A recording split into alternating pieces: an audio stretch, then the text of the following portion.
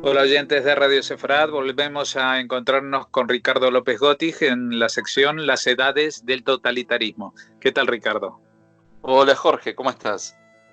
Bueno, ya saben que en las últimas semanas hemos estado redundando muchas veces en los primeros compases de la Guerra Fría, especialmente lo que estaba pasando en la Unión Soviética, pero, y esto es bueno que entremos en estos detalles, el totalitarismo no solamente se expresa en un régimen autoritario, sino a veces en legislaciones que son de alguna manera o de muchas maneras violaciones de los derechos humanos, como el caso de que vamos a hablar hoy, ¿no? Claro, muchas veces nos centramos en los sistemas políticos totalitarios y perdemos de vista que muchas democracias también tienen rasgos autoritarios y en este caso muy específico de segregación racial, que claramente es algo que está extendido en toda la humanidad, este tipo de conductas. Y lo que yo creo que fue gracias a la Segunda Guerra Mundial, comienza a desmantelarse en Estados Unidos todo el sistema de segregación racial heredado de las épocas esclavistas. En este caso vamos a referirnos a una persona muy interesante como fue el de Rosa Parks. Ella, en principio, su nombre de soltera, Rosa McCauley, nació en 1913. Nació en Alabama, en Estados Unidos, uno de los estados del sur profundo de los Estados Unidos, en donde había una tradición de la confederación esclavista, y que ella vivió junto a su madre y sus abuelos maternos, y esto es un detalle muy importante porque los abuelos maternos de ella habían sido esclavos y eran muy activos en la defensa de los derechos de la población negra en Estados Unidos. Y de hecho es el modelo que ella toma. El abuelo siempre tuvo muchos enfrentamientos con el Ku Klux Klan, esta agrupación racista que está extendida en muchos estados en Estados Unidos, y era una persona de profundas convicciones religiosas. Ella estudia para ser maestra, se casa, trabaja en una fábrica de ropa y formaba parte de una agrupación de el avance de los derechos de las personas de color, ¿no? Así se denominaban a sí mismos, las personas de color. En este contexto ella empieza a tener también una importante formación en cuanto al pensamiento de la no violencia, a cómo defender sus propios derechos. Y lo que va a ocurrir es que el 1 de diciembre de 1955 va a poder sentar su condición frente a una situación que era bastante cotidiana. ¿Qué ocurría? En los autobuses había un sistema de segregación racial en el cual los negros tenían que ir al fondo del ómnibus. Y si subía un blanco, le tenían que dejar el espacio. Así que cuando estaban sentados en el medio del ómnibus, si subía un blanco, el negro se tenía que parar e ir al fondo del ómnibus. Lo que ocurre ese 1 de diciembre de 1955 es que Rosa Parks estaba viajando en un ómnibus, iban subiendo cada vez más blancos y el chofer del ómnibus se detiene y le pide a 4 personas que se dieran sus asientos para los blancos que habían subido. Bueno, 3 de ellos acceden, van al fondo y Rosa Parks dice que no, que ella se va a quedar sentada. El chofer llama a la policía, ella es detenida por esto, porque estaba violando una norma que estaba vigente. De hecho, tuvo un juicio, tuvo que pagar $10 como multa, más las costas del juicio.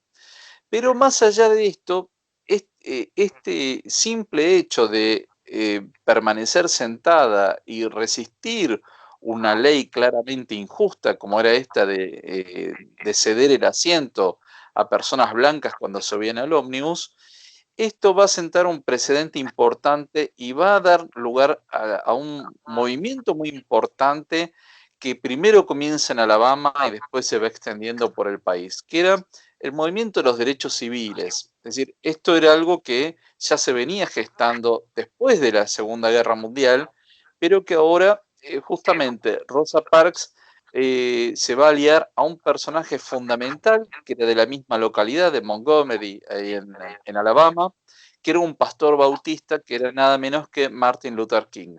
Es decir, que él también empieza a involucrarse en la cuestión de los derechos civiles desde un punto de vista de la no violencia, usando siempre métodos pacíficos, y de hecho lo que van a realizar fue un boicot a utilizar los ómnibus de Montgomery por más de un año, con lo cual fue muy interesante cómo es que esta población negra se organizó para viajar en autos, en bicicletas, es decir, formaron toda una cooperativa para hacer un boicot a los ómnibus mientras existiera este sistema de segregación racial.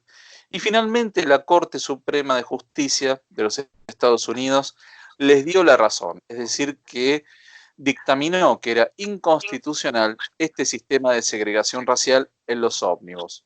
Con lo cual vamos a ver que esto va a dar inicio a una serie de reivindicaciones a través de una manifestación no violenta, siempre pacífica, para terminar con la segregación racial en el transporte, en las escuelas, en los restaurantes, en los baños. Es decir, que lentamente se va a ir defendiendo esta postura que era claramente compatible con el sistema democrático de Estados Unidos, pero que en la práctica había una parte significativa de la población que no tenía los mismos derechos que el resto.